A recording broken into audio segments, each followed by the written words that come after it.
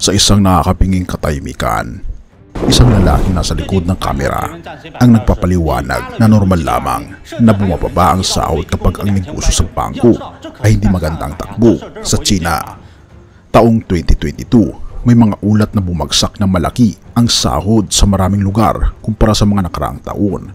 May ilang nakaranas ng pagbawas ng sahod sa higit 50%. Ang ilang empleyado na pinakamababang antas ng mga bangko ay tumatanggap na lamang ng minimum na sahod. At sa ilang matinding kaso, bumaba ang taunang sahod ng mga chairman ng bangko mula sa 600,000 yuan patungo sa 60,000 yuan lamang. Ang kalakalang pagbabawas ng sahod ay umabot na sa industriya ng pinansya. May mga paunang ulat na ang buwan ng sahod ng mga empleyado ng bangko ay bumaba mula sa mahigit 20,000 yuan patungo sa wala pang 7,000 yuan. Sinundan ito ng balita na ang mga empleyado ng SPDP ay sabay-sabay nang nag-strike sa harap ng gusali ng SPDP sa Lujiazhou, Shanghai.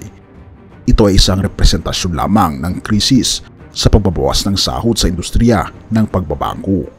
Sa nakalipas na taon, sunod-sunod ang mga pagtanggal sa trabaho at pagbawas ng sahod na tumama sa sektor ng pinansya. Ano ang sanhi ng dramatikong pagbabagong ito? Mukhang ito ay bunga ng mas malaking mga impluwensyang ekonomiko. Ang mga bangko ay hindi na makapagpahiram ng pera tulad ng dati.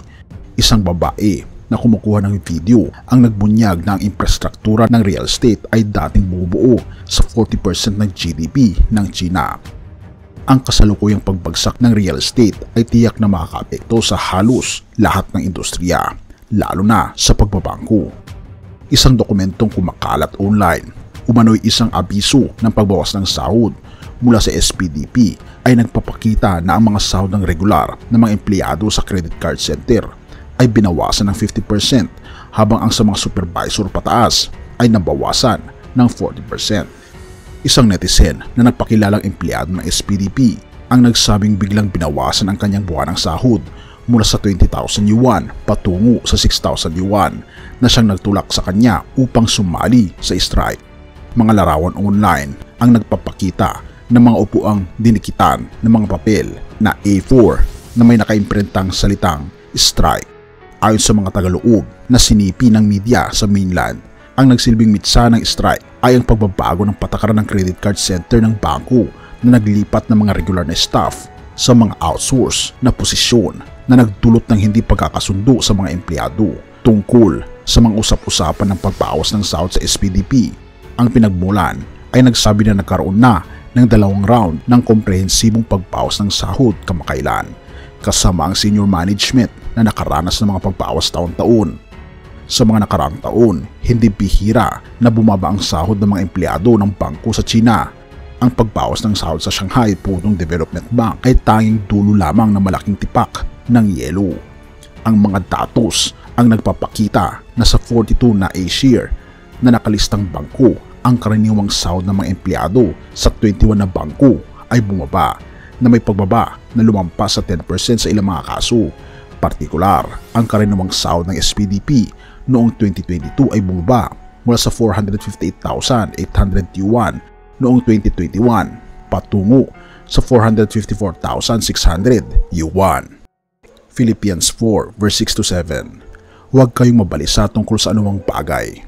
Sa halip, hingin ninyo sa Diyos ang lahat ng inyong kailangan sa pamagitan ng panalangin at pagsamo na may pasasalamat, at ang kapayapaan ng Diyos na hindi kayang abutin ng isipan ng tao ang mag-iingat sa inyong mga puso at mga pag-iisip sa pamamagitan ni Kristo Jesus. Mga kaibigan, ang ating Panginoong Diyos ang nagbibigay sa atin ng kapayapaan ng pag-iisip. Kaya nga naman, sinasabi ng banal na kasulatan, huwag tayong mabalisa. Purihin ang ating Panginoong Diyos at hingin natin sa ating Panginoong Diyos ang lahat ng ating kailangan, maging ang kapayapaan. Tayo manalangin. Ama naming banal, mga Panginoon naming Diyos, kami po'y lubos na nagpapasalamat sa inyo dahil kayo po ang Diyos na nagbibigay sa amin ng kapayapaan sa likod ng maraming kaguluhan. Bumabagsak, Panginoon, ang mga ekonomiya ng bansa. Nagkakaroon, Panginoon, ng maraming mga problema, lalong higit sa kung saan po kami kukuha ng aming mga pangangailangan. Kung ang aming mga sahod, Panginoon, ay patuloy na bumabagsak, maging ang aming buhay ay lalong humihirap. Ngunit dahil sa aming Panginoong Kristo ay kami, Panginoon, ay nagiging mayaman dahil alam po namin na hindi kami mababalisa sapagkat kayo po, Panginoon, ang magbibigay sa amin ng aming mga pangangailangan. Purihin ka, o aming Panginoon Diyos, at salamat sa pagdinig ng aming panalangin at patawarin po kami sa lahat ng aming pagkukulang at pagkakasala sapagkat ito ay aming samot hiling sa matamis na pangalan ng aming Panginoon Hesus. Amen.